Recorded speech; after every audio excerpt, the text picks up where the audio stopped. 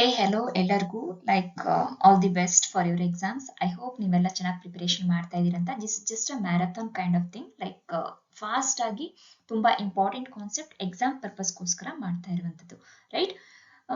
So ಇಲ್ಲಿ ನಾನು ನೋಡ್ತಾ ಇರೋಗೆ ಮ್ಯಾನೇಜರಿಯಲ್ ಎಕನಾಮಿಕ್ಸ್ ಅಲ್ಲಿ block 1, block 2, block 3 and block 4 ಇದೆ. ಓಕೆ, ನಾವು ಈ ಒಂದು ವಿಡಿಯೋದಲ್ಲಿ ಬ್ಲಾಕ್ 1 ಮತ್ತೆ ಬ್ಲಾಕ್ 2 ಅನ್ನ ಡಿಸ್ಕಸ್ ಮಾಡೋಣ. What are the important concepts you have to know in managerial economics, so that theoretical part ನೀವು ತುಂಬಾ ಈಸಿಯಾಗಿ ಅಟೆಂಡ್ ಮಾಡಕ್ ಸಾಧ್ಯ ಆಗುತ್ತೆ, right?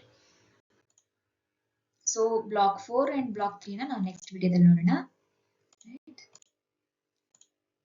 So first of all introduction to managerial economics ತುಂಬಾ ಚಿಕ್ಕದಾಗಿ ನೋಡೋಣ. ಜಸ್ಟ್ ಮ್ಯಾನೇಜರಿಯಲ್ ಎಕನಾಮಿಕ್ಸ್ ಅಂದ್ರೆ ಏನು, okay, what are the main advantages of that. Economics ಅಂತಂದ್ರೆ ಏನು? Basically is the study of how the societies choose to scarce productive resources having alternate uses. ಅಂದ್ರೆ different uses ಅನ್ನ ಮಾಡಿಕೊಂಡು ಇರುವಂತಹ ರಿಸೋರ್ಸಸ್ ಅನ್ನ ಹೇಗೆ ಯೂಸ್ ಮಾಡ್ಕೋತೀವಿ, ಹೇಗೆ ನಮ್ಮ ಅನ್ಲಿಮಿಟೆಡ್ ವಾಂಟ್ಸ್ ಅನ್ನ ಫುಲ್ಫಿಲ್ ಮಾಡ್ಕೋತೀವಿ ಅನ್ನೋದನ್ನ ನಾವಿಲ್ಲಿ ತುಂಬಾ ಚೆನ್ನಾಗಿ ಅರ್ಥ ಮಾಡ್ಕೋಬೇಕಾಗುತ್ತೆ, right? So next coming to the scope of economics. Scope of economics ಇದು ಒಂದು ಬ್ರಾಂಚ್ ಆಫ್ ಎಕನಾಮಿಕ್ಸ್ ಆಗಿರುತ್ತೆ. ಇದರಲ್ಲಿ ಮೈಕ್ರೋ ಎಕನಾಮಿಕ್ಸ್ ಮತ್ತೆ ಮ್ಯಾಕ್ರೋ ಎಕನಾಮಿಕ್ಸ್ ನಡುವೆ ನಿಮಗೆ ಡಿಫ್ರೆನ್ಸಸ್ ಗೊತ್ತಿರಬೇಕಾಗುತ್ತೆ. ಇದು ಮ್ಯಾಕ್ರೋ ಎಕನಾಮಿಕ್ಸ್ ಕೇಳ್ಬೋದು, ಮ್ಯಾಕ್ರೋ ಎಕನಾಮಿಕ್ಸ್ ಕೇಳ್ಬೋದು, ಅಥವಾ ಡಿಫ್ರೆನ್ಸ್ ಬಿಟ್ವೀನ್ ದೆಮ್ ಅಂತ ಕೇಳ್ಬೋದು, ಏನಾದ್ರೂ ಕೇಳ್ಬೋದು. Just before knowing the economics, managerial economics, you have to know the micro economics and macroeconomics. Okay, microeconomics which studies the economic behavior of an individual. Okay, I'll highlight this.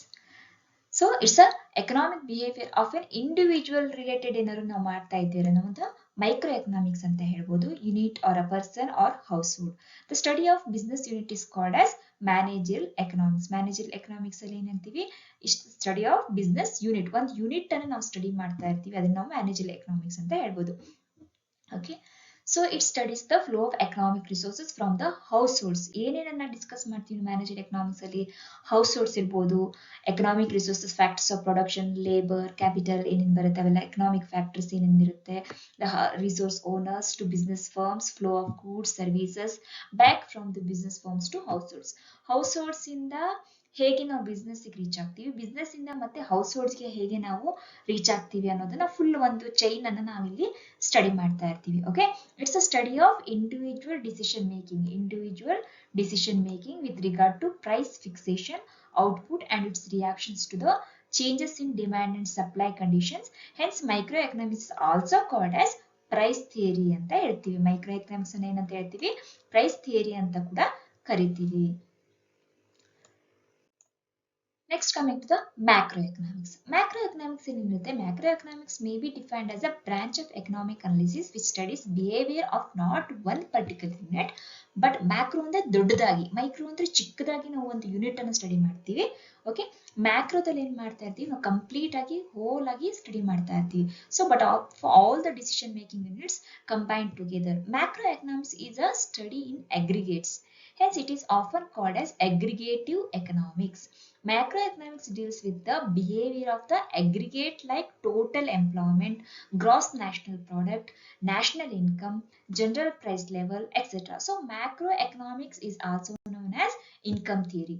So microeconomics ಅನ್ನು ನಾವು price theory ಅಂತ ಹೇಳ್ಬೋದು, macroeconomics ಅನ್ನು ನಾವು income theory ಅಂತ ಹೇಳ್ಬೋದು. Okay, ಅದನ್ನ ಮತ್ತೇನ್ ಹೇಳ್ತೀವಿ? aggregate economics ಅಂತ ಕೂಡ ಹೇಳ್ಬೋದು. ಯಾವ್ದನ್ನ? ಮ್ಯಾಕ್ರೋ ಎಕನಾಮಿಕ್ಸ್ ಅನ್ನ, right? So significance of the managerial economics ಅಂತ ಕೇಳ್ಬೋದು, ಸ್ಕೋಪ್ ಆಫ್ ಮ್ಯಾನೇಜರಿಯಲ್ ಎಕನಾಮಿಕ್ಸ್, ಇದೆಲ್ಲ ಆಲ್ಮೋಸ್ಟ್ ಸಿಮಿಲರ್ ಬರುತ್ತೆ. ನೀವು 8 to 10 ಪಾಯಿಂಟ್ಸ್ ನಿಮ್ಗೆ ನೆನಪಿದ್ರೆ ಇದು ಏನೇ ಕೇಳಿದ್ರು ನೀವು ಆನ್ಸರ್ ಮಾಡ್ಬೋದು ಅನ್ನೋದಕ್ಕೆ ನಾನು ಕೆಲವೊಂದನ್ನ ಸ್ಕಿಪ್ ಮಾಡಿರ್ತೀನಿ. If it is not important, but sometimes double ಆಗಿ ಕವರ್ ಆಗಿದ್ದಾಗ ಅದನ್ನ ಸ್ಕಿಪ್ ಮಾಡಿರ್ತೀನಿ. Okay, so scope of managerial economics ಅಲ್ಲಿ ಏನ್ ಬರುತ್ತೆ? Managerial economics is the application of economic concept. It's the economic analysis of problems to help make rational decisions. Okay, managerial economics ಎಲ್ಲೆಲ್ಲಿ help ಮಾಡುತ್ತೆ? It helps in managers in decision making ಇರ್ಬೋದು, business forecasting, forward planning, ಇಲ್ಲೆಲ್ಲ ನಮಗೆ managerial economics ಬೇಕಾಗುತ್ತೆ. Forecast ಮಾಡಕ್ಕೆ ಅಂದ್ರೆ ಮುಂದೆ ಏನಾಗುತ್ತೆ ಬಿಸ್ನೆಸ್ ಅಲ್ಲಿ, ಯಾವ ತರ ಫಾರ್ವರ್ಡ್ ಆಗಿ ನಾವು ಪ್ಲಾನಿಂಗ್ ಮಾಡ್ಕೋಬೇಕಾಗುತ್ತೆ, ಯಾವ ತರ ಡಿಸಿಷನ್ ತಗೋಬೇಕಾಗುತ್ತೆ. ಸೊ ಇವೆಲ್ಲದರಲ್ಲೂ ಕೂಡ ನಮಗೆ ಮ್ಯಾನೇಜರಿಯಲ್ ಎಕನಾಮಿಕ್ಸ್ ಹೆಲ್ಪ್ ಮಾಡುತ್ತೆ. ಓಕೆ, ಅನ್ಸರ್ಟನಿಟಿ ಏನೇ ಇದ್ರೂ ಕೂಡ ಅದನ್ನೆಲ್ಲ ನಾವು ಎಷ್ಟಾಗುತ್ತೆ ಅಷ್ಟು ಮ್ಯಾನೇಜ್ ಮಾಡೋಕ್ಕೆ ಹೆಲ್ಪ್ ಮಾಡುತ್ತೆ. ಸೊ ಸ್ಟ್ರಾಟಜಿಕ್ ಪ್ಲಾನ್ ಇಲ್ಲಿ ಇನ್ನ ಡೀಟೇಲ್ ಆಗಿ ಕೊಟ್ಟಿದ್ದಾರೆ. ಸ್ಟ್ರಾಟಜಿಕ್ ಪ್ಲಾನಿಂಗ್ ಇರ್ಬೋದು. ಓಕೆ, ಯಾವ ತರ ಫ್ರೇಮ್ ವರ್ಕ್ ಅನ್ನ ನಾವು ಮಾಡ್ಕೋಬೇಕಾಗುತ್ತೆ ಬಿಸ್ನೆಸ್ ಅಲ್ಲಿ, ಯಾವ ತರ ನಮ್ಮ ಬಿಸ್ನೆಸ್ ಫರ್ಮ್ ಬಿಹೇವ್ ಮಾಡುತ್ತೆ. ಓಕೆ, ಗ್ಲೋಬಲ್ ಆಗಿ ಸ್ಟ್ರಾಟಜಿಕ್ ಪ್ಲಾನಿಂಗ್ ಹೇಗೆ ಮಾಡ್ಕೋಬೇಕು ನಾವು. ಬಿಸ್ನೆಸ್ ಎಕನಾಮಿಕ್ಸ್ ಅಲ್ಲಿ ಸ್ಟ್ರಾಟಜಿಕ್ ಪ್ಲಾನಿಂಗ್ ಅಲ್ಲಿ new area of study called corporate economics ಅಂತಾನು ಕೂಡ ಈಗ ಸ್ಟಾರ್ಟ್ ಮಾಡಿದ್ದಾರೆ. ಓಕೆ, ಸೊ ಕಂಪ್ಲೀಟ್ ಆಗಿ ಒಂದು ಕಾರ್ಪೊರೇಟ್ ಎಲ್ಲೆಲ್ಲಿ ಇರುತ್ತೆ, ಅದು ಹೇಗೆ ಬಿಹೇವ್ ಮಾಡುತ್ತೆ ಅನ್ನೋದನ್ನ ನಾವು ಸ್ಟಡಿ ಮಾಡ್ಬೇಕಾಗತ್ತೆ. ನಿನ್ ರಿಸೋರ್ಸ್ ಅಲೋಕೇಶನ್, ನಮ್ಮ ಹತ್ರ ರಿಸೋರ್ಸ್ ಇರುತ್ತೆ, ನಾವು ಯಾವ್ಯಾವ ಡಿಪಾರ್ಟ್ಮೆಂಟ್ಗೆ ಯಾವ್ಯಾವ ಆಪರೇಷನ್ಸ್ಗೆ ಎಷ್ಟೆಷ್ಟು ರಿಸೋರ್ಸ್ ಅನ್ನ ಅಲೋಕೇಟ್ ಮಾಡಬೇಕು ಅನ್ನೋದನ್ನು ಕೂಡ ನಾವು ಮ್ಯಾನೇಜರ್ ಎಕನಾಮಿಕ್ಸ್ ಅಲ್ಲಿ ನೋಡ್ತೀವಿ. Then inventory and queuing. Inventory ಅಂತಂದ್ರೆ ರಾ ಮಟೀರಿಯಲ್ಸ್ ಇರ್ಬೋದು, ಅಥವಾ ಅಂಡರ್ ಪ್ರಾಸೆಸ್ ಇರುವಂತ ವರ್ಕ್ ಇನ್ ಪ್ರೋಗ್ರೆಸ್ ಅಂತ ರಾ ಮಟೀರಿಯಲ್ಸ್ ಇರ್ಬೋದು, ಫಿನಿಶ್ಡ್ ಗೂಡ್ಸ್ ಇರ್ಬೋದು. ಸೊ ಅವೆಲ್ಲವನ್ನು ಕೂಡ ನಾವು ಹೇಗೆ ಮ್ಯಾನೇಜ್ ಮಾಡ್ತೀವಿ. Skilled, semi skilled, unskilled work force ಅನ್ನ ನಾವು ಹೇಗೆ ಯೂಸ್ ಮಾಡ್ಕೋತೀವಿ. ಕ್ಯೂಯಿಂಗ್ ಇದರಲ್ಲಿ ಯಾವ ಪ್ರೊಸೆಸ್ ಅನ್ನ ಫಸ್ಟ್ ಮಾಡ್ತೀವಿ, ಯಾವ ಪ್ರೊಸೆಸ್ ಅನ್ನ ನೆಕ್ಸ್ಟ್ ಮಾಡ್ತೀವಿ. ಸೊ ಇವೆಲ್ಲವನ್ನು ಕೂಡ ನಾವು ಮ್ಯಾಕ್ರೋ ಎಕನಾಮಿಕ್ಸ್ ಅಲ್ಲಿ ಮೀನ್ಸ್ ಮ್ಯಾನೇಜರ್ ಎಕನಾಮಿಕ್ಸ್ ಅಲ್ಲಿ ಒಂದು ಸ್ಕೋಪ್ ಆಗಿರುತ್ತೆ. ದೆನ್ ಪ್ರೈಸಿಂಗ್ ಡಿಸಿಷನ್ಸ್ ಅನ್ನ ಹೇಗೆ ತಗೋಬೇಕು ನಾವು. ಓಕೆ, ಕಾಂಪಿಟೇಟರ್ ಅನಾಲಿಸಿಸ್ ಅನ್ನ ಹೇಗೆ ಮಾಡಬೇಕು. ಡಿಗ್ರಿ ಕಾಂಪಿಟೇಷನ್ ಎಷ್ಟು ನಮ್ಮ ಕಾಂಪಿಟೇಷನ್ ಇದೆ ಅಲ್ವಾ. ಸೊ ಅವೆಲ್ಲವನ್ನು ನಾವು ನೋಡ್ಬೇಕಾಗತ್ತೆ. ದೆನ್ ಇನ್ವೆಸ್ಟ್ಮೆಂಟ್, ಯಾವ ತರ ನಾವು ಇನ್ವೆಸ್ಟ್ಮೆಂಟ್ ಮಾಡಬೇಕು. ಲಾಂಗ್ ಟರ್ಮ್ ಇನ್ವೆಸ್ಟ್ಮೆಂಟ್ ಮಾಡ್ಬೇಕಾ, ಶಾರ್ಟ್ ಟರ್ಮ್ ಇನ್ವೆಸ್ಟ್ಮೆಂಟ್ ಮಾಡ್ಬೇಕಾ. ಓಕೆ, ನಾವು ಇಕ್ವಿಟಿಯಲ್ಲಿ ಹೋಗ್ಬೇಕಾ ಅಥವಾ ಇಕ್ವಿಟಿಯಲ್ಲಿ ಹೋಗ್ಬಾರ್ದಾ. So this are the different types of investments ಇರುತ್ತೆ. Demand analysis, demand forecasting. Demand ಅಂತಂದ್ರೆ ಒಂದು ವಾಂಟ್ ಅನ್ನ ಕಸ್ಟಮರ್ಗೆ ಏನ್ ಬೇಕು ಅನ್ನೋದನ್ನ ಫುಲ್ಫಿಲ್ ಮಾಡೋದೇ ನಾವು ಡಿಮ್ಯಾಂಡ್ ಅಂತ ಹೇಳ್ಬೋದು. ಆ ಡಿಮ್ಯಾಂಡ್ ಅನ್ನ ನಾವು ಯಾವ ತರ ಫುಲ್ಫಿಲ್ ಮಾಡ್ಬೋದು, ಅಥವಾ ಮುಂದೆ ಫ್ಯೂಚರ್ ಅಲ್ಲಿ ಹೇಗೆ ಡಿಮ್ಯಾಂಡ್ ಕ್ರಿಯೇಟ್ ಆಗ್ಬೋದು. ಫಾರ್ ಎಕ್ಸಾಂಪಲ್, ಈಗ ವಿಂಟರ್ ಸೀಸನ್ ಇದೆ, ನೆಕ್ಸ್ಟ್ ರೇನಿ ಸೀಸನ್ ಅಲ್ಲಿ ನಾವು ಇನ್ ಕೇಸ್ ನಾವು ಅಂಬ್ರೆಲ್ಲಾ ರೆಡಿ ಮಾಡ್ತಾ ಇದೀವಿ, ರೈನ್ ಕೋಟ್ಸ್ ರೆಡಿ ಮಾಡ್ತಾ ಇದೀವಿ ಅಂದ್ರೆ ಎಷ್ಟು ಅಂಬ್ರೆಲ್ಲಾ ಸೆಲ್ ಆಗ್ಬೋದು, ಎಷ್ಟು ನಮ್ಮ ರೈನ್ ಕೋಟ್ಸ್ ಸೆಲ್ ಆಗ್ಬೋದು, ಹೋದ ವರ್ಷ ಹೇಗಿತ್ತು ಸೆಲ್ಲು. ಸೊ ಅದ್ರ ಮೇಲೆ ನಾವು ಫೋರ್ಕಾಸ್ಟ್ ಅನ್ನ ಮಾಡ್ತೀವಿ ಅಂದ್ರೆ ಮುಂದಿನ ಪ್ಲಾನಿಂಗ್ ಅನ್ನ ಮಾಡ್ತೀವಿ. ದೆನ್ ಕಾಸ್ಟ್ ಅನಾಲಿಸಿಸ್, ಎಷ್ಟು ಕಾಸ್ಟ್ ಇನ್ಕ್ರೀಸ್ ಆಗುತ್ತೆ. ಎಕ್ಸ್ಪ್ಲಿಸಿಟ್ ಕಾಸ್ಟ್, ಇದು ಮುಂದೆ ನೋಡ್ತೀವಿ. ಎಕ್ಸ್ಪ್ಲಿಸಿಟ್ ಕಾಸ್ಟ್ ಎಷ್ಟು, ಇಂಪ್ಲಿಸಿಟ್ ಕಾಸ್ಟ್ ಎಷ್ಟು. ಎಕ್ಸ್ಪ್ಲಿಸಿಟ್ ಕಾಸ್ಟ್ ಅಂದ್ರೆ which involves the money payment such as administration expenses ಇರ್ಬೋದು, ಮಾರ್ಕೆಟಿಂಗ್ ಎಕ್ಸ್ಪೆನ್ಸಸ್ ಇರ್ಬೋದು, ಇವೆಲ್ಲ ಎಕ್ಸ್ಪ್ಲಿಸಿಟ್ ಕಾಸ್ಟ್ ಅಲ್ಲಿ ಬರುತ್ತೆ. ಇಂಪ್ಲಿಸಿಟ್ ಕಾಸ್ಟ್ ಅಂತ ಬಂದಾಗ which don't involve payment such as own premises managing the business personally. ಅಂದ್ರೆ ನಮ್ಮ ಬಿಲ್ಡಿಂಗ್ ಅನ್ನು ಯೂಸ್ ಮಾಡ್ಕೊಂಡು ನಾವೇನಾದ್ರು ಬಿಸ್ನೆಸ್ ಮಾಡ್ತಾ ಇದ್ರೆ ನಾವು ಅದನ್ನ ಇಂಪ್ಲಿಸಿಟ್ ಕಾಸ್ಟ್ ಅಂತ ಹೇಳ್ಬೋದು. ದೆನ್ ಪ್ರಾಫಿಟ್ ಅನಾಲಿಸಿಸ್ ಮಾಡೋದು ಕೂಡ ಇಂಪಾರ್ಟೆಂಟ್ ಆಗುತ್ತೆ. The incentive of firms to work and move ahead. Profit ಇದ್ರೆ ಮಾತ್ರ, ಪ್ರಾಫಿಟ್ ನಮ್ಗೆ ಲ್ಯೂರ್ ಮಾಡೋದು, ಅಂದ್ರೆ ಪ್ರಾಫಿಟ್ ಇರೋದಕ್ಕೆ ನಾವು ಬಿಸ್ನೆಸ್ ಅಲ್ಲಿ ಕೈ ಹಾಕ್ತೀವಲ್ವಾ. ಸೊ ಆ ಪ್ರಾಫಿಟ್ ಅನ್ನ ಅನಾಲಿಸಿಸ್ ಮಾಡ್ತೀವಿ. ಸೊ ಇವೆಲ್ಲವಕ್ಕೂ ಕೂಡ ನಮ್ಗೆ ಮ್ಯಾನೇಜರ್ ಎಕನಾಮಿಕ್ಸ್ ಬೇಕಾಗುತ್ತೆ. Next, strategies, technologies, changes, variations, methods of production.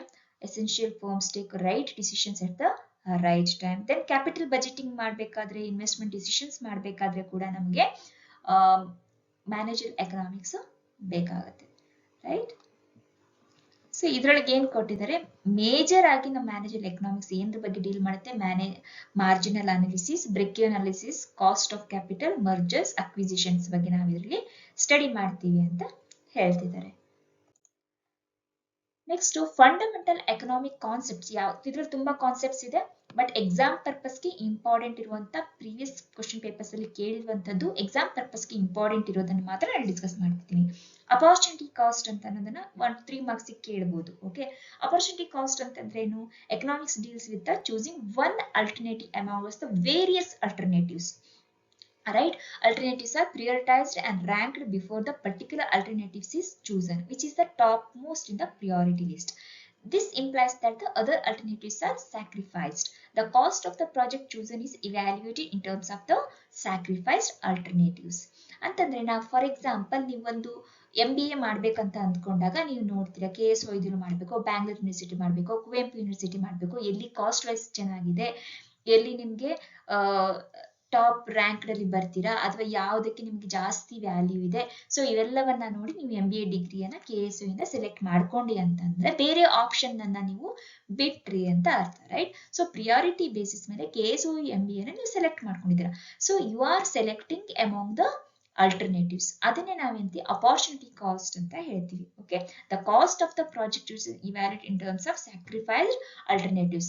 ಅಂದ್ರೆ ಆ ಒಂದು ಬೆಂಗಳೂರು ಯೂನಿವರ್ಸಿಟಿಗೆ ನಿಮಗೆ 40,000 ಕಟ್ಟಬೇಕಾಗ್ಬೋದು, ಮೈಸೂರು ಯೂನಿವರ್ಸಿಟಿಗೆ ನಿಮಗೆ 28,000 ಕಟ್ಟಬೇಕಾಗ್ಬೋದು, ಶಿವಮೊಗ್ಗ ಯೂನಿವರ್ಸಿಟಿಗೆ ನಿಮ್ಗೆ ಮೇ ಬಿ 50,000 ಕಟ್ಟಬೇಕಾಗ್ಬೋದು. ಸೊ ಕಾಸ್ಟ್ ಎಲ್ಲಿ ಕಡಿಮೆ ಇದೆ ಪ್ಲಸ್ ರ್ಯಾಂಕಿಂಗ್ ಎಲ್ಲಿ ಚೆನ್ನಾಗಿದೆ ಎಲ್ಲವನ್ನ ನೋಡಿ ನೀವು ಒಂದನ್ನು ಸೆಲೆಕ್ಟ್ ಮಾಡ್ಕೊಂಡಾಗ ಅದನ್ನ ನಾವೇನಂತೀವಿ ಅಪಾರ್ಚುನಿಟಿ ಕಾಸ್ಟ್ ಅಂತ ಹೇಳ್ತೀವಿ. ಆಲ್ಟರ್ನೇಟಿವ್ಸ್ ಅಲ್ಲಿ ಇರುವಂತ ಅಪಾರ್ಚುನಿಟಿ ಕಾಸ್ಟ್ ಅನ್ನು ಕನ್ಸಿಡರ್ ಮಾಡಿ ನಮಗೆ ಕರೆಕ್ಟ್ ಆಗಿರುವಂತದನ್ನ ನಾವು ಚೂಸ್ ಮಾಡ್ತೀವಿ. ಸೊ ನೆಕ್ಸ್ಟ್ ಡಿಸ್ಕೌಂಟಿಂಗ್ ಪ್ರಿನ್ಸಿಪಲ್ ಅಂತ ಹೇಳ್ತೀವಿ. ಡಿಸ್ಕೌಂಟಿಂಗ್ ಪ್ರಿನ್ಸಿಪಲ್ ಅಂತಂದ್ರೆ ನೀವು ಫಾರ್ ಎಕ್ಸಾಂಪಲ್ ನಿಮ್ಮ ದುಡ್ಡನ್ನ ಬ್ಯಾಂಕ್ ಅಲ್ಲಿ ಇಡ್ತೀರಾ. ಸೊ ಇವತ್ತು ನೀವು 1000 rupees ಬ್ಯಾಂಕ್ ಅಲ್ಲಿ ಇಟ್ರಿ ಅಂತಂದ್ರೆ ನಿಮ್ಗೆ 100 rupees 10% ಅಂತ ಅಂದ್ಕೊಂಡ್ರಿ ಇಯರ್ಲಿ ಇಂಟ್ರೆಸ್ಟ್. ಇಟ್ಸ್ 5 to 6% ಇದೆ. Okay, leave it. Just for example 10% ಅಂತ ನೀವು ಕನ್ಸಿಡರ್ ಮಾಡ್ತಿದ್ರೆ ಡಿಸ್ಕೌಂಟಿಂಗ್ ಪ್ರಿನ್ಸಿಪಲ್ ಅಲ್ಲಿ ಏನಾಗಿರುತ್ತೆ 10% ಅನ್ನ 100 rupees. ಸೊ 1100 rupees ನಿಮಗೆ ಇಯರ್ ಎಂಡ್ ಅಲ್ಲಿ ಸಿಗುತ್ತೆ. ಸೊ 1100 rupees ಇಯರ್ ಎಂಡ್ ಅಲ್ಲಿ ಸಿಗುತ್ತೆ ಅನ್ನೋದು ನಮಗೆ ಫ್ಯೂಚರ್ ವ್ಯಾಲ್ಯೂ ಆಗುತ್ತೆ. ಪ್ರೆಸೆಂಟ್ ವ್ಯಾಲ್ಯೂನ ಫೈಂಡ್ ಔಟ್ ಮಾಡ್ಬೇಕು ಅಂತಂದ್ರೆ 1000 rupees ನಿಮ್ಗೆ ಇಯರ್ ಎಂಡ್ ಅಲ್ಲಿ ಸಿಗುತ್ತೆ ಅಂದ್ರೆ ಆ 1000 rupees ಇವಾಗಿನ ವ್ಯಾಲ್ಯೂ ಏನು ಅಂತ ನೀವು ಫೈಂಡ್ ಔಟ್ ಮಾಡ್ಬೇಕಂತಂದ್ರೆ ನಿಮ್ಗೆ ಪ್ರೆಸೆಂಟ್ ವ್ಯಾಲ್ಯೂನ ಕ್ಯಾಲ್ಕುಲೇಷನ್ ಮಾಡಬೇಕು. So for that the formula is present value is equal to a, okay, divided by 1 plus i. A ಅಂತಂದ್ರೆ ಏನಿರುತ್ತೆ ನಿಮ್ದು a is your initial investment ಅಥವಾ total amount ಅಂತ ಬರ್ತಿರ್ಬೋದು. I is your rate of interest. So 1000 rupees ನಿಮ್ಗೆ 12 months ಆದ್ಮೇಲೆ ಸಿಗುತ್ತೆ ಅಂತಂದ್ರೆ ಆ 1000 rupees ಗೆ ಇವಾಗಿನ ವ್ಯಾಲ್ಯೂ ಬಂದು 893 rupees. ಓಕೆ, ಇದೊಂದು ಕ್ಯಾಲ್ಕುಲೇಷನ್ ಸಿಂಪಲ್ ಕ್ಯಾಲ್ಕುಲೇಷನ್ಸ್ ಇರುತ್ತೆ, ಇದು ನೋಡ್ಕೊಳ್ಳಿ. ಯಾಕಂದ್ರೆ ಇದನ್ನ ಕೇಳೋ ಚಾನ್ಸಸ್ ಇರುತ್ತೆ, ಸಣ್ಣ ಪ್ರಾಬ್ಲಮ್ ಕೊಟ್ಟು ಕೇಳೋ ಚಾನ್ಸಸ್ ಇರುತ್ತೆ. ಓಕೆ, ನಿಮ್ ಕಾರ್ಪೊರೇಟ್ ಫಿನಾನ್ಸ್ ನಿಮ್ಗೆ ಕಾಮನ್ ಸಬ್ಜೆಕ್ಟ್ ಇದೆ, ಅಲ್ಲೂ ಕೂಡ ಇದನ್ನ ಒಂದೊಂದ್ಸಲ ಕೇಳ್ತಾರೆ. ಸೊ ಈ ಫಾರ್ಮುಲಾ ತುಂಬಾ ಇಂಪಾರ್ಟೆಂಟ್ ಆಗುತ್ತೆ. P V is equal to A divide by 1 plus i. Okay, so unit 2, coming to the unit 2. Unit 2 ದಲ್ಲಿ ಡಿಮ್ಯಾಂಡ್ ಅನಾಲಿಸಿಸ್ ಬಗ್ಗೆ ನೋಡ್ತೀವಿ. ಓಕೆ, ಡಿಮ್ಯಾಂಡ್ ಅನಾಲಿಸಿಸ್ ಅಲ್ಲಿ ನಿಮಗೆ ಟೈಪ್ಸ್ ಆಫ್ ಡಿಮ್ಯಾಂಡ್ ಇರ್ಬೋದು, ಡಿಟರ್ಮಿನೆಂಟ್ಸ್ ಆಫ್ ಡಿಮ್ಯಾಂಡ್ ಇರ್ಬೋದು, factors influencing the market demand, so ಇವೆಲ್ಲ consider ಆಗುತ್ತೆ. So demand ಅಂದ್ರೆ ಇನ್ ಅ ಸಿಂಪಲ್ ಟರ್ಮ್ ನಾವೇನ್ ಹೇಳ್ತೀವಿ, it's a existence of any business enterprises. Okay, crucial requirement ಆಗಿರುತ್ತೆ ಡಿಮ್ಯಾಂಡ್. ಡಿಮ್ಯಾಂಡ್ ಅಂತಂದ್ರೆ ಏನಿರುತ್ತೆ, in a layman language demand is the desire, want for something. Okay, ಏನೋ ನಿಮ್ಗೆ ಬೇಕು ಅಂತ ಇದ್ರೆ ಆಸ್ ಅ ಕಸ್ಟಮರ್ ನಿಮ್ಗೆ ಏನಾದ್ರು ಬೇಕಂತಿದ್ರೆ ಅದನ್ನ ನಾವು ಒಂದು ಬೇಕು ಅನ್ನೋ ಒಂದು ಆಸೆ ಇರ್ಬೋದು, ಬೇಕು ಅನ್ನೋ ಒಂದು ಕಾನ್ಸೆಪ್ಟ್ ಇರ್ಬೋದು, ಅದನ್ನ ನಾವೇನಂತೀವಿ ಡಿಮ್ಯಾಂಡ್ ಅಂತ ಹೇಳ್ತೀವಿ. ಓಕೆ, ಒಂದು ಕಸ್ಟಮರ್ ಒಂದು ಪ್ರಾಡಕ್ಟ್ ಡಿಮ್ಯಾಂಡ್ ಮಾಡಿದ್ರೆ ಒಂದು ಡಿಮ್ಯಾಂಡ್ ಕ್ರಿಯೇಟ್ ಆದಂಗೆ. ಓಕೆ, ಸೊ ಇಲ್ಲಿ ಒಂದೇನಾಗುತ್ತೆ, ಡಿಮ್ಯಾಂಡಿಗೆ ಒಂದು ಡಿಮ್ಯಾಂಡ್ ಇದೆ, ರೈಟ್? ನನಗೀಗ ಮೇ ಬಿ ಐಫೋನ್ 14 ಇರ್ಬೋದು, ಐಫೋನ್ 14 ನಮ್ಮ ಹತ್ರ ಇರ್ಬೋದು, ಐಫೋನ್ 15 16 ನಮಗೆ ಬೇಕಾಗಿರ್ಬೋದು. ಓಕೆ, ದೆನ್ ಅಲ್ಲಿ ಬೇಕಾಗಿರೋದಕ್ಕೆ ಎರಡು ಕನ್ಸಿಡರೇಷನ್ ಮಾಡ್ತೀವಿ. ಒಂದು ವಿಲ್ಲಿಂಗ್ನೆಸ್, ಒಂದು ಎಬಿಲಿಟಿ. ಒಂದು ನಾನು ಕೊಂಡ್ಕೊಳ್ಳೇಬೇಕು ಅನ್ನೋ ನಮ್ಮ ವಿಲ್ಲಿಂಗ್ನೆಸ್, ನಂಗೆ ಬೇಕೇ ಬೇಕು ಅನ್ನೋ ಒಂದು ವಿಲ್ಲಿಂಗ್ನೆಸ್. ಇನ್ನೊಂದಿರುತ್ತೆ ನಮ್ ಕೆಪಾಸಿಟಿನೇ ಇರಲ್ಲ, ಎಬಿಲಿಟಿ ಇರಲ್ಲ, ಬಟ್ ಸ್ಟಿಲ್ ವಿ ವಾಂಟ್ ಅಂತಿದ್ದಾಗ. ಸೊ ಇದೆರಡು ಕನ್ಸಿಡರ್ ಆಗುತ್ತೆ. Willingness and ability to pay for that commodity is important. Okay, for example sometimes ನಮ್ಗೆ 4 wheeler ತಗೋತೀವಿ ನಾವು.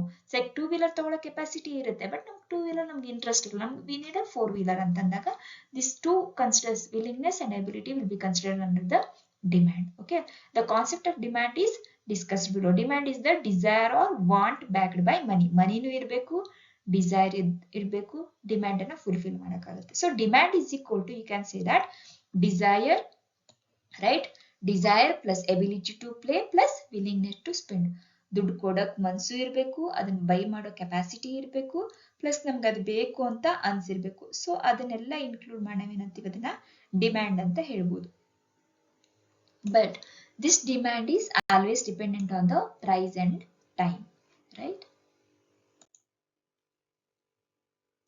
Law of demand. Law of demand alli enutte, law of demand state that actually as the price of a goods and services increases, consumer demand for the goods and services will decrease and vice versa. So price ಮತ್ತೆ demand ಏನಿರುತ್ತೆ ನಿಮ್ದು inversely proportionate ಆಗಿರುತ್ತೆ. For example, D is demand.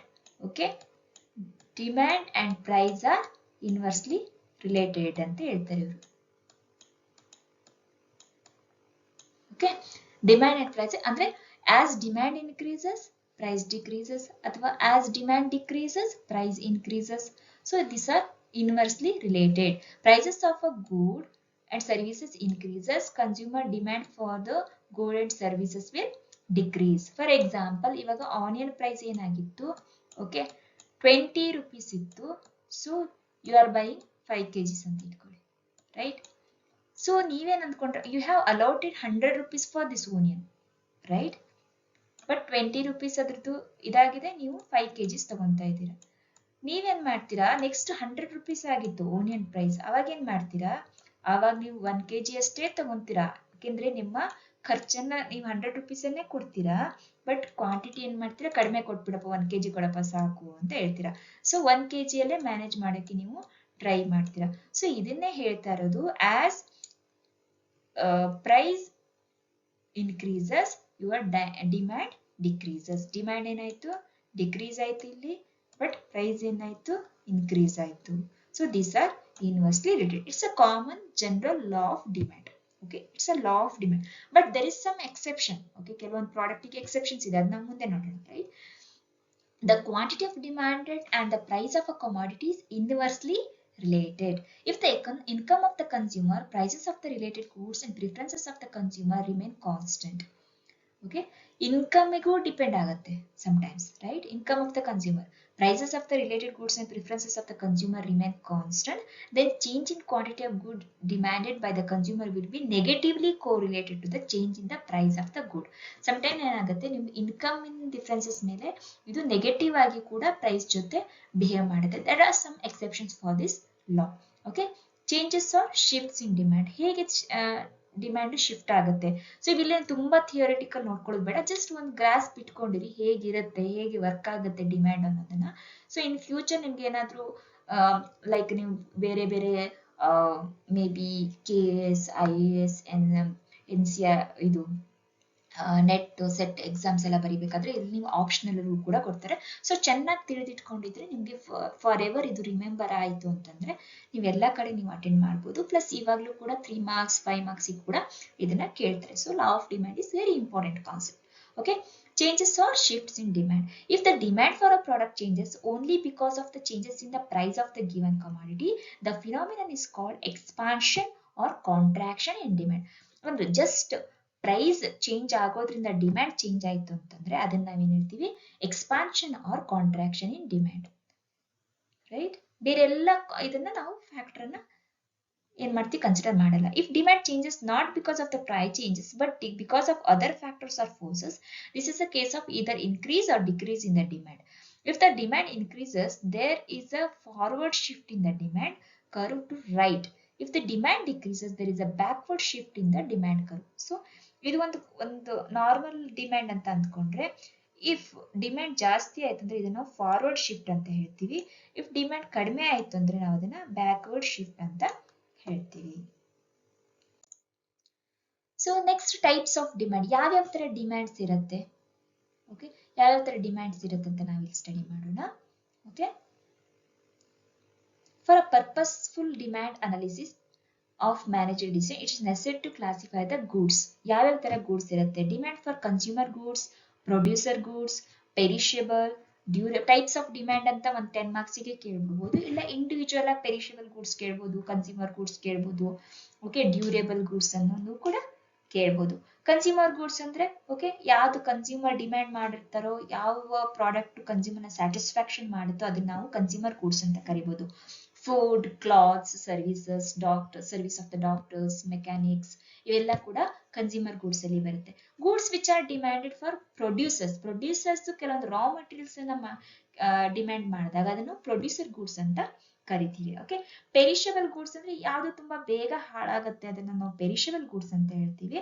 ಯಾವ್ದು ತುಂಬಾ ದಿನ ಬಾಳಿಕೆ ಬರುತ್ತೆ ಅದನ್ನ ನಾವು ಡ್ಯೂರೇಬಲ್ ಗೂಡ್ಸ್ ಅಂತ ಹೇಳ್ತೀವಿ. Okay, so perishable goods which are used in the completely in one period. Okay, ಇಲ್ಲ ಅಂದ್ರೆ ನೆಕ್ಸ್ಟ್ ಇಯರ್ ಅದನ್ನ ಚೇಂಜ್ ಮಾಡ್ಬೇಕಾಗತ್ತೆ, then we can go for, ಅಥವಾ ನೆಕ್ಸ್ಟ್ ಟೈಮ್ ಅದನ್ನ ಚೇಂಜ್ ಮಾಡ್ಬೇಕಾಗತ್ತೆ, ಅದನ್ನ ನಾವು ಪೆರಿಷಬಲ್ ಗೂಡ್ಸ್ ಅಂತ ಹೇಳ್ತೀವಿ. ಅಂದ್ರೆ ಅಲ್ಲಿ ಡ್ಯೂರೇಬಿಲಿಟಿ ಇಲ್ಲ, ಅದು ತುಂಬಾ ದಿನ ಲೈಫ್ ಇಲ್ಲ, ಶೆಲ್ಫ್ ಲೈಫ್ ಅದರದ್ದು ತುಂಬಾ ಕಡಿಮೆ ಇರುತ್ತೆ. ಓಕೆ, ಸ್ವಲ್ಪ ದಿನ ಆದ್ಮೇಲೆ ಅದು ಅನ್ಯೂಸಬಲ್ ಆಗುತ್ತೆ. ಫಾರ್ ಎಕ್ಸಾಂಪಲ್ ಫ್ರೂಟ್ಸ್ ವೆಜಿಟೇಬಲ್ಸ್ ಅನ್ನ ತಗೋಬಹುದು. ಇದಕ್ಕೆ ಡ್ಯೂರೇಬಲ್ ಗೂಡ್ಸ್ ಎಲ್ಲ ಆಗುತ್ತೆ, ಇದನ್ನ ತುಂಬಾ ದಿನ ಸೆಲ್ಫ್ ಲೈಫ್ ಇರುತ್ತೆ. ಟೆಲಿವಿಷನ್, ರೆಫ್ರಿಜರೇಟರ್, ಇದನ್ನ ನೀವು ಒಂದ್ಸಲ ತಗೊಂಡ್ರೆ 3-4 ಇಯರ್ಸ್ ಅದನ್ನ ಚೇಂಜ್ ಮಾಡಕ್ ಹೋಗಲ್ಲ, ರೈಟ್? ಜ್ಯುವೆಲ್ರಿ ಇವೆಲ್ಲ ಕೂಡ ನಿಮ್ದು ಡಿಮ್ಯಾಂಡ್ ಫಾರ್ ಡ್ಯೂರೇಬಲ್ ಗೂಡ್ಸ್ ಅಂತ ಹೇಳ್ತೀವಿ. ಓಕೆ, ಸೊ ಆಮೇಲೆ ಮತ್ತೇನಿರುತ್ತೆ ಅಂದ್ರೆ ಡ್ಯೂರೇಬಲ್ ಗೂಡ್ಸ್ ಅನ್ನ ನೀವು ಪೋಸ್ಟ್ ಪೋನ್ ಮಾಡಬಹುದು, ನೆಕ್ಸ್ಟ್ ಇಯರ್ ತಗೋಬಹುದು, ನೆಕ್ಸ್ಟ್ ಮಂತ್ ತಗೋಬಹುದು, ರೈಟ್? ಬಟ್ ಪೆರಿಷಬಲ್ ಗೂಡ್ಸ್ ನೀವು ಪೋಸ್ಟ್ ಪೋನ್ ಮಾಡಕ್ಕಾಗಲ್ಲ, ಅದು ಬೇಕಿತ್ತಂದ್ರೆ ನೀವು ಇಮಿಡಿಯೇಟ್ ಆಗಿ ಬೈ ಮಾಡಬೇಕಾಗುತ್ತೆ. Then autonomous and derived demand. Derived demand ಅಂದ್ರೆ ಏನು? ಆಟೋನಮಸ್ ಡಿಮ್ಯಾಂಡ್ ಅಂದ್ರೆ ಎಂತಂದ್ರು? Goods whose demand is not tied with the demand of the other goods. ಬೇರೆದ್ರ ಮೇಲೆ ಡಿಪೆಂಡೇ ಇಲ್ಲ, ಇಂಡಿಪೆಂಡೆಂಟ್ ಆಗಿ ನೀವು ಯಾವ್ದಾದ್ರು ಪ್ರಾಡಕ್ಟ್ ಅನ್ನ ಬೈ ಮಾಡಿದ್ರಿ ಅಂತಂದ್ರೆ ಅದನ್ನ ಏನ್ ಮಾಡ್ತೀವಿ ನಾವು ಆಟೋನಮಸ್ ಡಿಮ್ಯಾಂಡ್ ಅಂತ ಕೇಳ್ತೀವಿ. Okay, spontaneous demand based on the urge of to satisfy some wants. Urgent ಆಗಿ ಬೇಕು, ಬಟ್ ಅದು ಒಂದ್ರ ಮೇಲೆ ಡಿಪೆಂಡ್ ಆಗಿಲ್ಲ. But when the product depends on the demand for some other commodities, it is called as derived demand. Okay, ಒಂದು product demand ಮೇಲೆ ಇನ್ನೊಂದು product demand depend ಆಗಿತ್ತಂದ್ರೆ ಅದನ್ನ ನಾವು ಡಿರೈವ್ಡ್ ಡಿಮ್ಯಾಂಡ್ ಅಂತ ಹೇಳ್ತೀವಿ. Okay, so but the degree of dependence varies widely from product to product. ಎಷ್ಟು dependency ಅನ್ನೋದು product to product ಮೇಲೆ ಡಿಪೆಂಡ್ ಆಗಿರುತ್ತೆ. Okay, so next joint demand and composite demand. Joint demand ಅಲ್ಲಿ ಏನಾಗುತ್ತೆ, ಎರಡು ಪ್ರಾಡಕ್ಟ್ ಅನ್ನು ಒಟ್ಟಿಗೆ ತಗೊಂತೀವಿ. ಓಕೆ, ಇಂಟರ್ ರಿಲೇಟೆಡ್ ಪ್ರಾಡಕ್ಟ್ಸ್ ಅನ್ನ ತಗೋತೀವಿ. Two goods are demand in conjunction, maybe paste and brush. Okay, now together ತಗೊಂಡಾಗ then we consider it as a conjunction or joint demand with each other at the same time to satisfy a single want. They are said to be joint or complementary demand. They are going to be complement to each other. Examples are brick and sand, pen and ink, car and petrol. These are all comes under the joint demand. In all these cases, a change in the demand for one commodity leads to a change in demand for the other product also. So next coming to the composite demand. Composite demand ಅಂತಂದ್ರೆ when it is required for several uses. ಒಂದೇ product ನ ಬೇರೆ ಬೇರೆ ರೀತಿಯಲ್ಲಿ ನಾವು use ಮಾಡಿದಾಗ then we can call it as a composite demand. For example, steel is required for manufacturing automobiles, constructions and railways. Okay, a change in demand for the commodity by one user will affect the supplies of other. Then we can call it as composite demand. So there are some exceptions to the law of demand. Law of demand ಏನು ಹೇಳುತ್ತೆ, when the demand price increases, demand for that quantity of that product is decreases ಅಂತ ಹೇಳುತ್ತೆ. But there is some exceptions. Exceptions are very important because ಇದನ್ನ ಕೇಳ್ಬೋದು, ಇದರಲ್ಲಿ given goods ಅಂತ ಕೇಳ್ಬೋದು, ನೀವು ನೋಟ್ ಮಾಡಿ ಅಂತ ಕೇಳ್ಬೋದು, ಅಥವಾ ಆರ್ಟಿಕಲ್ಸ್ ಆಫ್ ಸ್ನೋಬ್ ಅಪೀಲ್ ಅಂದ್ರೆ ಏನು ಅಂತ ಕೇಳ್ಬೋದು, ವೆಬೆಲಿನ್ ಎಫೆಕ್ಟ್ ಅಂತಂದ್ರೆ ಏನು ಕೇಳ್ಬೋದು, ಸ್ಪೆಕ್ಯುಲೇಷನ್ ಅಂದ್ರೆ ಏನು ಕೇಳ್ಬೋದು. So there are different ways to ask this question. Okay, so it is universally known that as the price of the product falls, the demand rises and vice versa. But in sometimes there are situations when prices in the prices fall, but it leads to the demand fall. Okay, ಅದನ್ನ ನಾವೇನಿದೆ, that is the exception to the law of demand ಅಂತ ಹೇಳ್ತೀವಿ. So given goods nothing but inferior goods. Okay, inferior goods ಅಂತ ಹೇಳ್ತೀವಿ ಅಥವಾ given goods ಅಂತ ಹೇಳ್ತೀವಿ. So called given goods, less quantity is demanded. When the price falls because of the negative income effect, people's increased preference for a superior commodity with rise in their real income. Okay, ಇದು ಹೇಗೆ ಅರ್ಥ ಆಯ್ತು ನಮ್ಗೆ ಗೊತ್ತಿಲ್ಲ.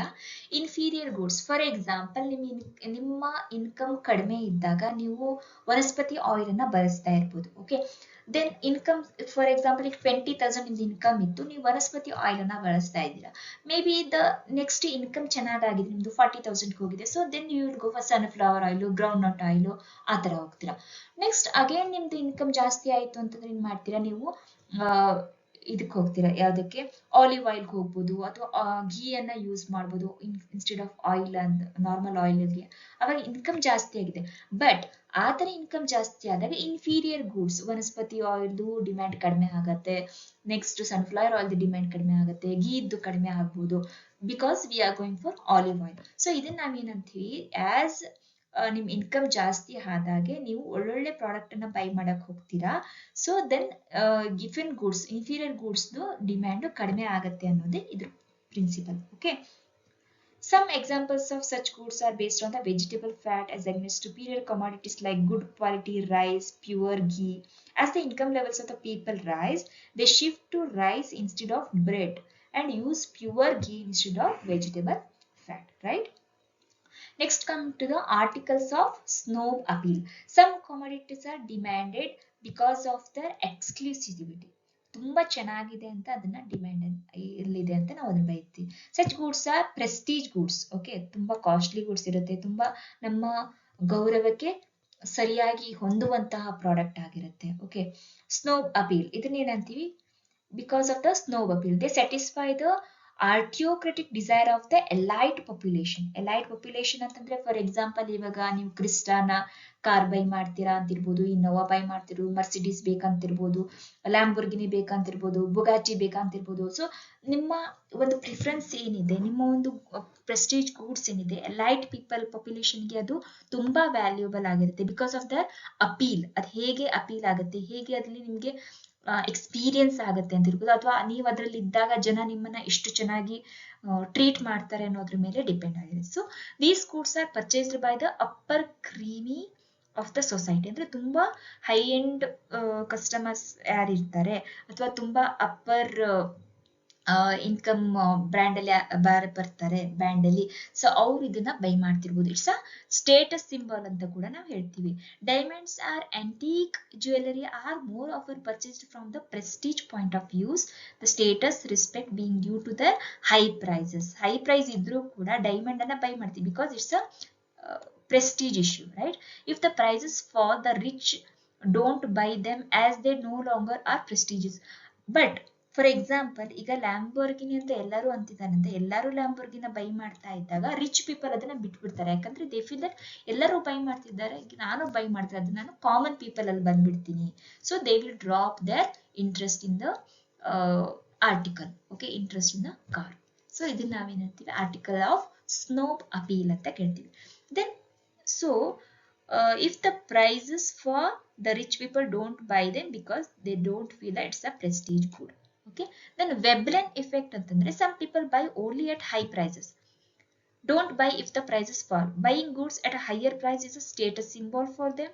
Okay, this is called conspicuous consumption. Okay, this theory was developed by Thorsten Veblen.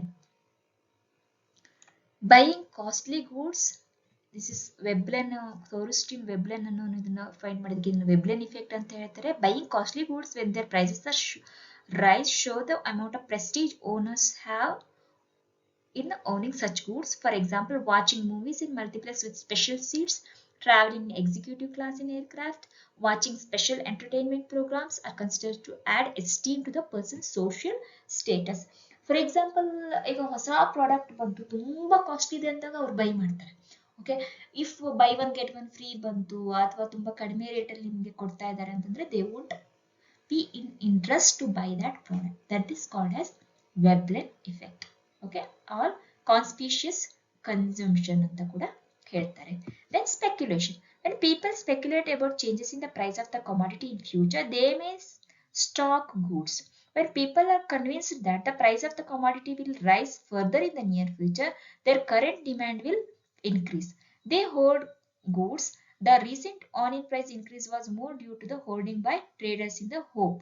Okay, so speculation ಇದ್ರಲ್ಲೂ ನಮಗೆ price ಜಾಸ್ತಿ ಮುಂದೆ ಯಾವಾಗೋ ಪ್ರೈಸ್ ಜಾಸ್ತಿ ಆಗುತ್ತೆ ಅನ್ನೋ ಒಂದು ವೀವ್ ಇಟ್ಕೊಂಡು ನಾವು ಸ್ಟಾಕ್ ಮಾಡ್ತೀವಿ ಈ ಪ್ರಾಡಕ್ಟ್ ನ. ಅದನ್ನೇನಂತೀವಿ ನಾವು? ಸ್ಪೆಕ್ಯುಲೇಷನ್ ಅಂತ ಹೇಳ್ತೀವಿ. ಸೊ ರೀಸೆಂಟ್ ಆಗಿ ಓನಿಯನ್ ಪ್ರೈಸ್ ಆಗಿದ್ದು ಅದಕ್ಕೆ ಅಂತ ಹೇಳ್ತಾರೆ ಇವರು. Okay, next, consumer psychological bias or illusion. Customers wrongly biased against the quality of the commodity. The price changes, he may contract this demand with the falling price. It is generally observed that rich people don't buy in stock clearance sale which is at reduced price as they are under the presumption that the goods may be of bad quality. Okay, so consumer psychology ಹೇಗಿರುತ್ತೆ? Rich people ಕೆಲವೊಂದ್ಸಲ ಏನ್ ಮಾಡ್ತಾರೆ, ನಿಮ್ಮ sale ಅಲ್ಲಿ ಇತ್ತು ಅಂದ್ರೆ by ಮಾಡಲ್ಲ because they feel that it's a bad quality ಇರ್ಬೋದು, ಇದು ಮೂವ್ ಆಗಿಲ್ಲ, ಇದು ಫ್ಯಾಷನ್ ಅಲ್ಲಿ ಇಲ್ಲ, ಕ್ವಾಲಿಟಿ ಚೆನ್ನಾಗಿಲ್ಲ ಅಂತ ಅವರು ಬೈ ಮಾಡಲ್ಲ.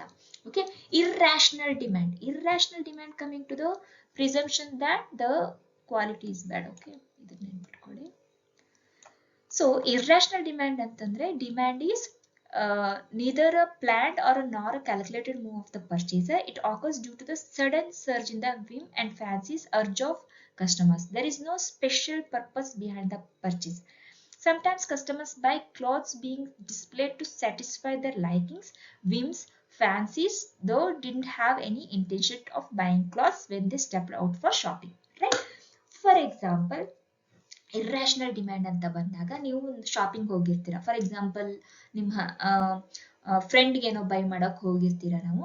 ಓಕೆ, ಫ್ರೆಂಡ್ಗೆ ಬರ್ತ್ಡೇ ಇದೆ, ನೀವೇನೋ ಶಾಪಿಂಗ್ ಮಾಡಕ್ ಹೋಗಿರ್ತೀರಾ, ಡ್ರೆಸ್ ಅನ್ನ ಶಾಪಿಂಗ್ ಮಾಡಕ್ ಹೋಗಿರ್ತೀರಾ.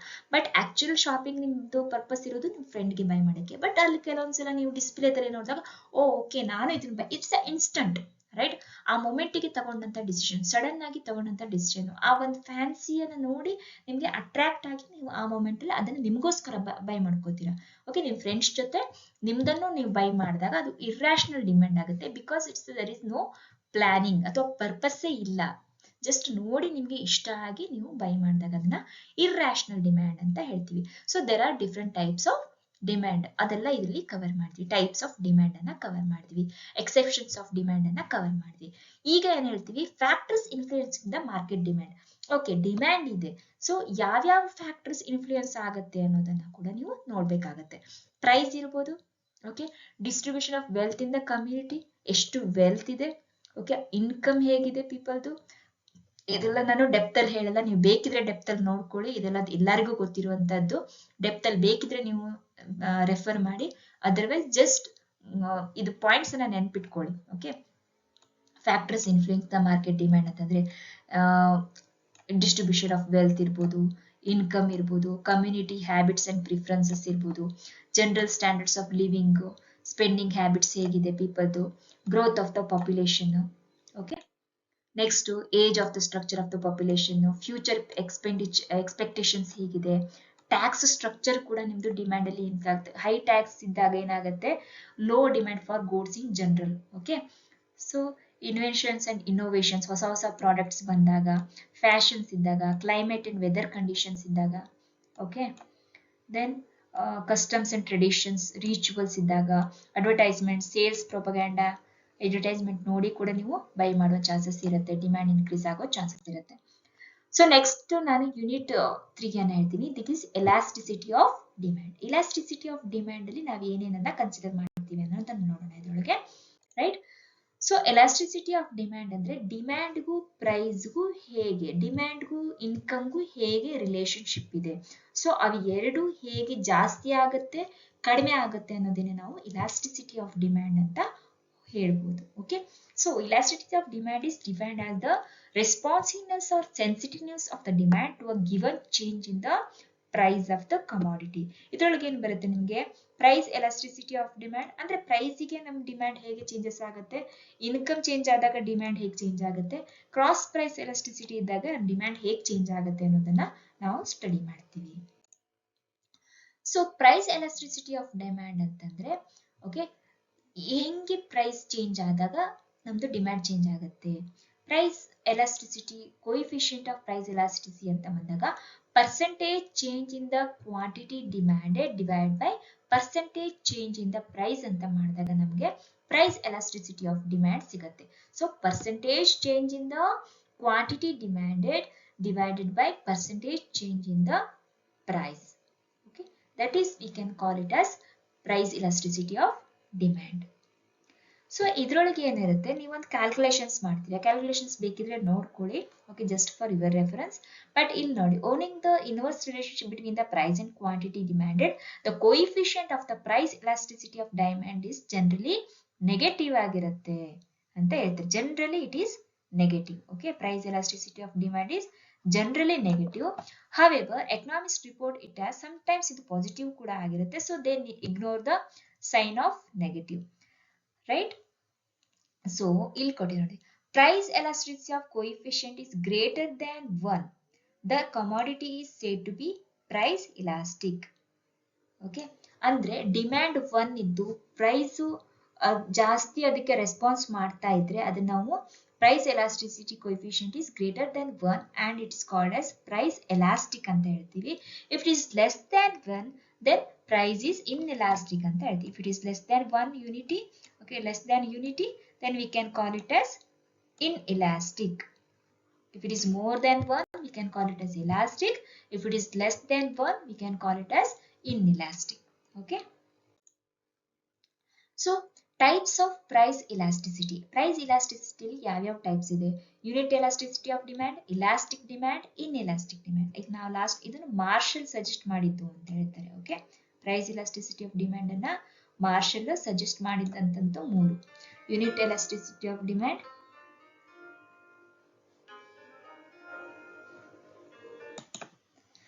so types of price elasticity, unit elasticity of demand, elastic demand, inelastic demand. When the commodities demand responds favorably or relatively more to a price change, the demand is said to be elastic demand. Okay, when the relative change in demand is less than the relative change in price, it is inelastic demand. So ಇವೆಲ್ಲವೂ ಕೂಡ ಬರುತ್ತೆ. 5 years perfectly elastic demand, perfectly inelastic demand, and unitary elastic demand, relatively elastic demand, relatively inelastic. ಇದು ತುಂಬಾ easy ಇರುತ್ತೆ. Okay, ನಾನು next ವಿಡಿಯೋದಲ್ಲಿ ಇದನ್ನ continue ಮಾಡ್ತೀನಿ because the video is already lengthy. So next ವಿಡಿಯೋದಲ್ಲಿ ಕಂಟಿನ್ಯೂ ಮಾಡ್ತೀನಿ. ಪ್ಲೀಸ್ ಇದಿಷ್ಟನ್ನ ನೀವು ರಿವಿಷನ್ ಮಾಡ್ಕೊಳ್ಳಿ. Next will continue with the next ವಿಡಿಯೋದಲ್ಲಿ ನಾವು ನೆಕ್ಸ್ಟ್ ಡಿಮ್ಯಾಂಡ್ ಬಗ್ಗೆ ಇರ್ಬೋದು, ನೆಕ್ಸ್ಟ್ ಏನೇನು ಯೂನಿಟ್ ಬ್ಲಾಕ್ಸ್ ಉಳಿಯುತ್ತೆ ಅದನ್ನ ಕಂಟಿನ್ಯೂ ಮಾಡೋಣ. Right, if you have any questions please comment below. ಯಾವ್ದಾದ್ರು ಅರ್ಜೆಂಟ್ ಟಾಪಿಕ್ಸ್ ಇದ್ರೆ, ಯಾವ್ದಾದ್ರು ತುಂಬಾ ಡಿಫಿಕಲ್ಟ್ ಅನಿಸ್ತಾ ಇದ್ರೆ ಟಾಪಿಕ್ ಅನ್ನ ಮೆನ್ಷನ್ ಮಾಡಿ. I will cover that first, then I will continue with this video. Till then all the best. ಚೆನ್ನಾಗಿ prepare ಮಾಡಿ. All the best.